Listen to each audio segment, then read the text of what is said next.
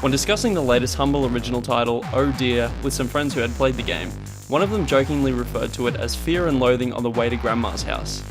The name quickly stuck, and after a few minutes of playtime, it's easy to see why. Released as part of February's Humble Monthly Bundle, Oh Dear by Necrosoft can be pretty aptly described as Hunter S. Thompson's version of the hit 80s arcade game Outrun. The gameplay is very similar to the arcade classic. You're trying to navigate your way along a flowing course, utilising acceleration, braking and drifting techniques in order to get to Grandma's house before you run out of fuel. Yet everything else about the game's presentation comes across as the worst drug trip you hope to never have. The game's visuals use a layered pixel art aesthetic that is very reminiscent of Outrun and other late 80s games that used a similar style. On their own, the backgrounds and course details are simple and varied enough to give a good sense of variety between the different areas of the game.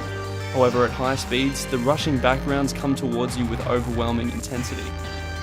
Then there's the glitchy, throbbing synth techno background music that plays throughout the level. It's unnerving and frenetic, yet it has great drive to it that enhances the intensity of the rushing visuals.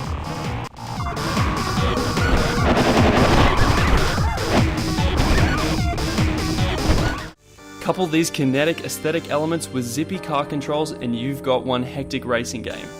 Now add on top of that a great drifting mechanic and racing lines comprised of dozens of deer lined up in a row, waiting for you to give them into a red mess, and you've got a horrifyingly psychotic white-knuckle driving experience that's bloody good fun.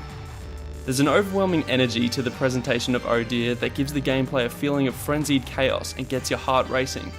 Whenever I was playing the game, my sweaty hands would be tightly gripping the controller, and I'd be in a constant state of wide-eyed fear, chanting, "Oh god, okay, oh god, okay." It's a simple package with some nice gameplay nuance and plenty of replayability thanks to an endless survival mode. But my favourite thing about Oh Dear is the way it makes you feel like an absolute madman whilst playing it.